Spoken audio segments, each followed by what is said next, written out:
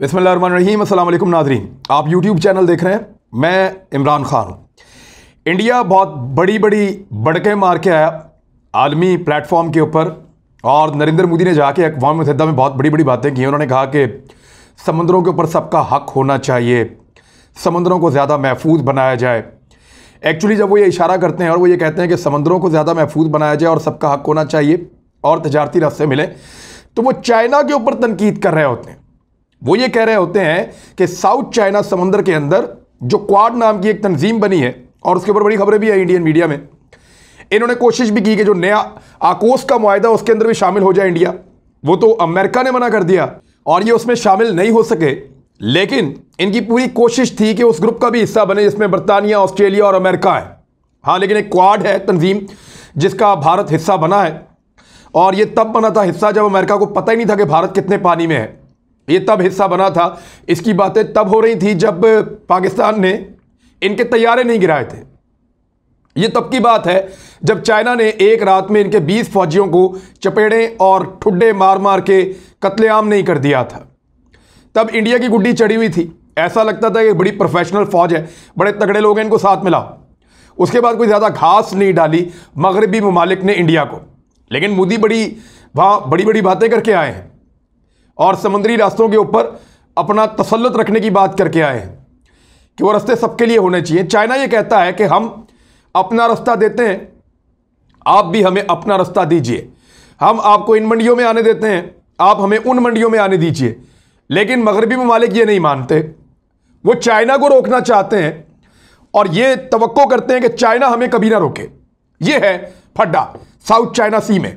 दूसरा, भारतीय वज़ीर आज़म अफगानिस्तान की बात कर रहा है, अफगान सरजमीन की बात कर रहा है, लेकिन अपनी सरजमीन के बारे में कुछ पता नहीं है और उसके बारे में बात नहीं कर रहा। यानी चीन ने भारत को ये डींगे मारने की सजा क्या दी है वो मैं आपको बताता हूं। खबर कुछ ऐसे है कि चीनी फौज एक बार फिर भारतीय हुदूद में दाखिल हो गई। उन्होंने भारतीय हुदूद के अंदर दाखिल होकर वहां पे कार्रवाई की, लेकिन मोदी हुकूमत डर के मारे खामोश है। ये द इकोनॉमिक टाइम्स का दावा है और इसकी तरदीद भारत से नहीं आ रही, आएगी भी नहीं। इस खबर की तफसील कुछ ऐसे है कि सिक्योरिटी एस्टेब्लिशमेंट के अंदरूनी ज़राए के मुताबिक पीपल्स लिबरेशन आर्मी के 100 से ज़्यादा फौजियों ने हाल ही में भारतीय शहर उत्तराखंड के बारहोती सेक्टर से सरहद अबूर की और कुछ इंफ्रास्ट्रक्चर को तबाह कर दिया। एक पुल को भी बुरी तरह नुकसान पहुंचाया। यह वाकया हाल ही में हुआ है और किसी ने इसके ऊपर जानबूझकर ध्यान नहीं दिया, क्योंकि पीएलए के दस्ते इंडियन आर्मी के आने से पहले अपनी कार्रवाई मुकम्मल करके वापस जा चुके थे। यानी इंडियन फौजी तब तक पहुंचे ही नहीं जब तक चाइनीज अपना काम कर रहे थे। ऐसा लगता है कि जानबूझकर उनका सामना करने से कतराते हैं। मैं आपको खबर दे देता हूं कि इसमें ये आए क्यों चाइनीज, इन्होंने क्या तबाह किया और मकसद क्या था। यहां भारत कुछ इंफ्रास्ट्रक्चर बना रहा था, कुछ ऐसी चीजें जो नुकसान पहुंचा सकती हैं चाइना को किसी भी लड़ाई की सूरत में। लिहाजा चाइना उन चीजों को हटाना चाहता था और चाइना ने 100 से ज्यादा फौजी 55 घोड़ों के ऊपर, यानी 55 घोड़े थे, बहुत सारे पैदल फौजी थे, ये 5 किलोमीटर से ज्यादा भारतीय सरहद के अंदर दाखिल हुए।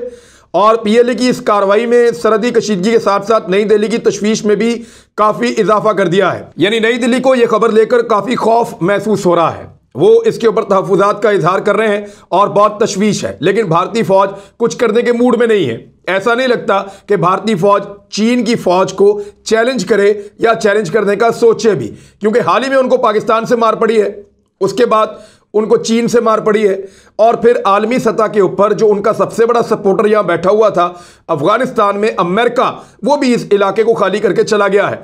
लिहाजा मोराल उतना बुलंद नहीं है भारतीय फौजियों का जो माजी में हुआ करता था।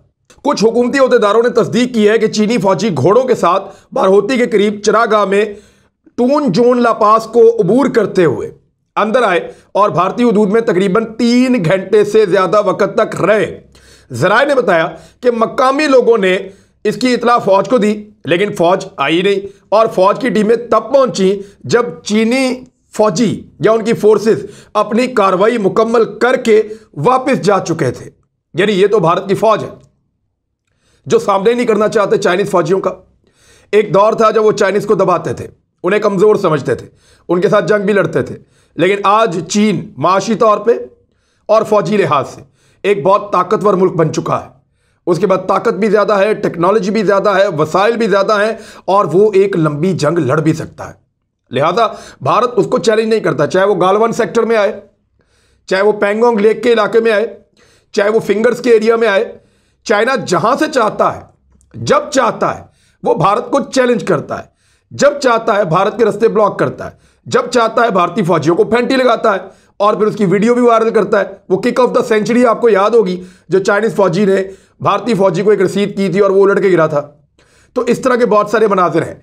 अब भारतीय फौजी चाइनीज फौज का सामना करने से कतराते हैं, और उनका वज़ीर आज़म नरेंद्र मोदी पूरी दुनिया में ऐसी गुफ्तगू करता है जैसे कि वो सुपर पावर है। भारतीय वजारत दाखिला के कुछ ओहदेदार हैं, उनसे रब्ता किया गया, तो एक ओहदेदार ने यह कहा, इकोनॉमिक टाइम्स ने रिपोर्ट किया है कि LAC के बारे में हिंदुस्तानी और चीनी ख्यालात मुख्तलिफ हैं, जिसकी वजह से खित्ते में बार बार दरअंदाजी होती है। उनका कहना था कि अब मरकजी सेक्टर में इजाफी दस्ते तैनात किए जा रहे हैं। बात यह है कि इंडिया फिर गोंगलुओं से मट्टी झाड़ता है, वो अपनी शिकस्त को कैसे छुपाता है। इंडिया ये कहता है कि जनाब यहाँ पे तो कोई बॉर्डर है ही नहीं, हमें तो पता ही नहीं है कि एक्चुअल वो लाइन क्या है, लाइन ऑफ जो एक्चुअल कंट्रोल है वो किधर है और कहाँ से आगे हमारी हद है। तो इसलिए ये गलतफहमी हो जाती है। वो 5-5 किलोमीटर तक गलतफहमियाँ नहीं होती, 8-8, 10-10 किलोमीटर तक गलतफहमियाँ नहीं होती। चाइनीज़ फौज जब दिल करता है इंडिया के अंदर घुस जाती है। इंडियन फौजी रिटायर जो हैं वो तजिया कर करके थक गए हैं। इंडियन मीडिया के जो न्यूट्रल लोग हैं वो बता बता के थक गए हैं कि चाइनीज़ रोज़ आते हैं, मार के जाते हैं, जो दिल करता है उठा के ले जाते हैं, जिसका दिल करता है इंफ्रास्ट्रक्चर तबाह कर देते हैं। तो उसके बदले में भारतीय फौज क्या करती है? भारतीय फौज सिर्फ वहां पे बैनर लेके खड़ी होती है और उस पर लिखा होता है कि चाइनीज प्लीज आप वापस चले जाएं, आप यहां पे ना आए। ये बुजदली है और कमजोरी है उस भारतीय फौज की जो पाकिस्तान के खिलाफ सिर्फ डींगे मारना जानते हैं।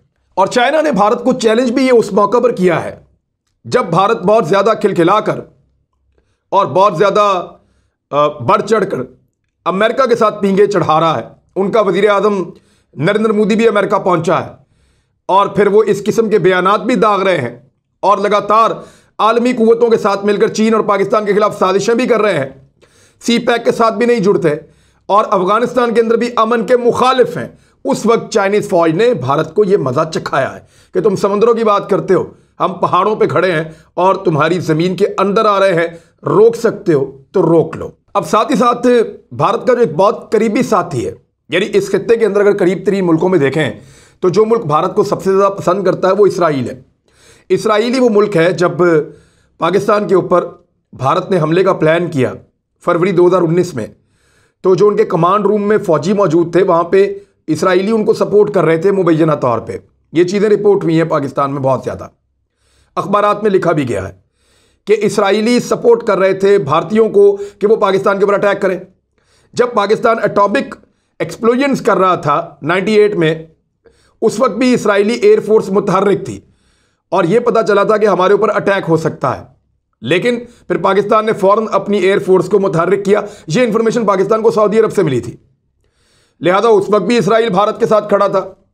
भारत हमेशा इसराइल के साथ खड़ा होता है, लेकिन इसराइली अखबार है हर्ट्स, उसमें एक भारत के हवाले से खबर छपी है, ज़रा उसको आप सुनिए। ये इसराइल कह रहा है जो गजा में मुसलमानों का सबसे बड़ा दुश्मन है, जो मुसलमानों का एक बहुत बड़ा कत्लेआम होता है गजा के अंदर, जब बमबारी होती है पूरी दुनिया उसकी मजम्मत करती है, यूनाइटेड नेशंस, बाकी मुल्क भी कहते हैं, अमेरिका भी उसकी मजम्मत करता है।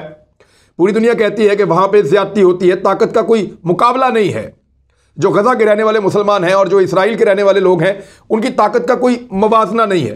तो वह बच्चों की किलिंग्स भी हो जाती हैं, अस्पताल, स्कूल, बहुत सारी इस तरह की कहानियाँ हैं वहाँ पे जो बहुत दिल खराश हैं, बहुत तकलीफ देती हैं। तो इसराइल का अखबार भारत के बारे में क्या लिख रहा है, हैरट्स, उसके अंदर ये खबर छपी है। वो ये लिखते हैं कि हिंदू इंतहा पसंदी मुसलमानों के लिए इस वक्त सबसे बड़ा खतरा है। भारतीय वज़ीर आज़म नरेंद्र मोदी इस्लामी इंतहा पसंदी के खतरे के बारे में दुनिया भर के सरबराहों से गुफ्तगू कर रहे हैं, लेकिन भारत को लाक हकीकी खतरा इंतहा पसंद हिंदुओं की तरफ से है, जिनकी बदतमीज़ियों और इस्लाम मुखालिफ तासुब से खुद मोदी की अपनी जमात भी महफूज नहीं रही है। यानी जो आग मोदी ने लगाई वो अब उसी के घर को जला रही है। ये इसराइली अखबार जो भारत का सबसे बड़ा इत्तेहादी है वो लिख रहा है। इसराइली अखबार लिखता है कि एक हफ्ता कबल शंघाई ताउन तंजीम के 9 रुकनी इजलास से खिताब में नरेंद्र मोदी ने अफगानिस्तान में तालिबान के बरसरे इक़्तिदार आने और इस्लामी इंतहा पसंदी बढ़ने के खतरे पर अपने तहफ़्फ़ुज़ात का इजहार किया था। वर्चुअल की गई इस तकरीर में उन्होंने चीन, रूस और वस्ती एशियाई और दीगर रुकन ममालिक से इंतहा पसंदी और दहशतगर्दी के खिलाफ मुत्तहिद होने पर जोर दिया था। अपनी तकरीर में भारत के इंतहा पसंद वज़ीर-ए-आज़म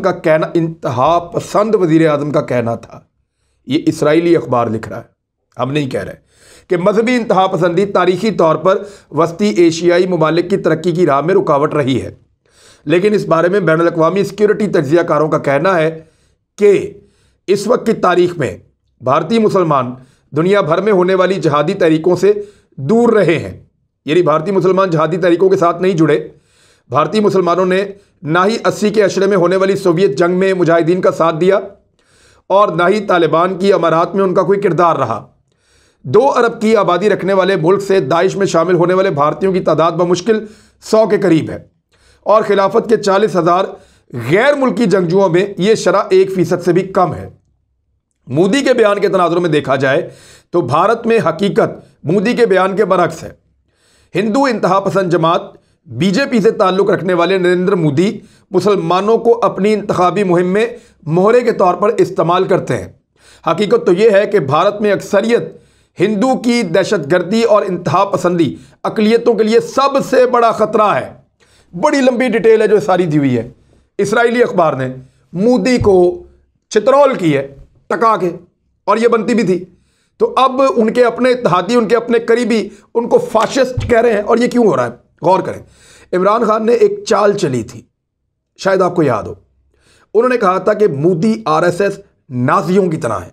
इसराइली इस बात को बहुत समझते हैं और उनको उस बात की बड़ी तकलीफ है आज तक कि जर्मन नाजियों ने उनको बहुत बड़ी तादाद में मारा था, और आज तक वो इस दिन को जो है वो याद करते हैं, इसके ऊपर जो है वो मजम्मत करते हैं आज तक। तो इमरान खान ने बड़ी होशियारी से इसको स्टडी करते हुए आरएसएस को, बीजेपी को, मोदी को नाजियों के साथ जोड़ दिया। और अब इसराइलियों को भी वो बात समझ आ रही है कि एग्जैक्टली ऐसे ही यहूदियों को मार पड़ती थी वहां पे जर्मनी में माजी में, जैसे यहां पे मार पड़ रही है मुसलमानों को इंडिया में। वो भी मजहब को निशाना लेके मारते थे, ये भी वैसे ही मारते हैं। हालांकि इसराइल और फलस्तीन का मामला एक अलग है, लेकिन इस मामले में आप देखेंगे इस नुक्ते ने कैसा काम किया कि इसराइली गले पड़ गए इंडिया के, और ये रफ्ता रफ्ता चीजें बढ़ेंगी, आप देखते जाइए। दूसरी जानिब अमेरिका के व्हाइट हाउस में और उनकी फौज के अंदर यानी पेंटागन के अंदर इख्तलाफात बहुत ज्यादा बढ़ गए। ये खबर हमने आपको लगभग 1 महीने से पहले दे दी थी, जब इनकलाब अमेरिकन कर रहे थे। उस वक्त हमने आपको बता दिया था कि ये अब ऊंट किस करवट बैठने वाला है और व्हाइट हाउस और पेंटागन में लड़ाई बढ़ जाएगी। मीडिया रिपोर्ट्स के मुताबिक कांग्रेस के सामने गवाही में अमेरिकी जनरल ने कहा कि उन्होंने 2500 अमेरिकी फौजी अफगानिस्तान में रखने की तजवीज़ दी थी, जबकि सदर बाइडन का कहना है कि सीनियर एडवाइज़र ने ऐसी कोई तजवीज़ दी नहीं थी। फौजी कह रहे हैं हम एडवाइस कर रहे थे कि जनाब वहाँ पे फौजी रखो, अभी अफगानिस्तान में इनखिला मुकम्मल ना करो। जो बाइडन ने कहा जी मुझे तो ऐसी कोई तजवीज़ दी नहीं गई। दोनों का इख्तलाफ हो गया। मीडिया रिपोर्ट्स के मुताबिक अमेरिकी सदर जो बाइडन का कहना था, मुझे याद नहीं कि किसी एडवाइज़र ने मुकम्मल फौजी इनखला के खिलाफ मुझे खबरदार किया हो। रिपब्लिकन सेनेटर जोश हाले ने सेनेट कमेटी में कहा कि सदर बाइडन ने अमेरिकी अवाम से झूठ बोला। सदर बाइडन ने फौजी अंदाजों से मुतालिक गलत बयानी की। इस हवाले से व्हाइट हाउस का कहना है कि सदर को अफगानिस्तान से मुतालिक मुनकसम राय मिली थी। यानी उन्होंने कहा जी कि बाद में वो भाग गए। इससे भी जब ये एलिगेशन आया कि फौज ने आपको कहा था कि बंदे ना निकालना वहां से अफगानिस्तान से, डिजास्टर हो जाएगा, चीज़ों को पहले मैनेज करें और कम से कम 2500 फौजी वहां पे आप रखें, तो उस पर जो बाइडन ने पहले तो कहा कि मुझे किसी ने कहा ही नहीं, लेकिन जब उसके ऊपर अटैक हुआ तो उसने कहा जी मुझे मुख्तलिफ राय दी गई थी, मुनकसम राय। यानी कोई कह रहा था रख लें, कोई कह रहा था निकाल लें, कोई कुछ कह रहा था, कोई कुछ कह रहा था। तो फिर जो बाइडन के सामने बहुत सारे ऑप्शन रखे गए थे। और ये तर्जुमान जो व्हाइट हाउस जैन साकी, उन्होंने कहा कि तजावीज़ से कता नज़र फौजी इनखला सदर बाइडन का अपना फैसला था। बिलाखिर फैसला कमांडर इन चीफ का होता है, वो कौम के मफाद में फैसला करते हैं। सदर ने फैसला किया कि 20 साल की जंग खत्म करने का वक्त आन पहुंचा है। डेडलाइन के बाद भी अगर फौजी अफगानिस्तान में रहते तो इसका मतलब तालिबान से अमेरिका की एक और जंग होता। अब बात यह है कि जो जंग अमेरिका खुद भाग गया और तालिबान के साथ नहीं लड़ना चाहता, पीछे वो क्या चाह रहे हैं कि पाकिस्तान उनके लिए ये जंग लड़े, पाबंदियों की धमकियां देकर पाकिस्तान को डरा धमका के उस जंग में धकेलना चाह रहे हैं जिससे अमेरिका ने अपनी नस्लों को बचाया। और अपनी नस्लों को तो वो 7 समंदर पार रहते हैं, वहां तक तो तालिबान के पास कोई ऐसे हथियार भी नहीं है या ऐसे तैयारे भी नहीं है कि वहां पहुंच के जाके जंग करे अमेरिका के अंदर। और जिस दौर में अमेरिका में 9/11 का इंसिडेंट हुआ उसमें 70% से ज्यादा बंदे तो सऊदी अरब के थे। सऊदी अरब पे तो कर भी नहीं सकते, वैसे सारे मुसलमान इनको पड़ जाएंगे। लेकिन मामला यह है कि अमेरिका वो जंग जो खुद नहीं लड़ सका पाकिस्तान से क्यों लड़वाना चाहता है। तो पाकिस्तान का इस वक्त मफाद यही है कि वो जंग ना लड़ी जाए। पेंटागन और व्हाइट हाउस थोड़ा अरसा लड़ेंगे, आहिस्ता आहिस्ता इनके जख्म भर जाएंगे और फिर एक नई दुनिया एक नई तरीके से आगे बढ़ेगी। नजर रखेंगे, आपको भी बताएंगे। अब तक के लिए इतने, अपना ख्याल रखिएगा, अपने इस चैनल का भी। अल्लाह हाफिज़।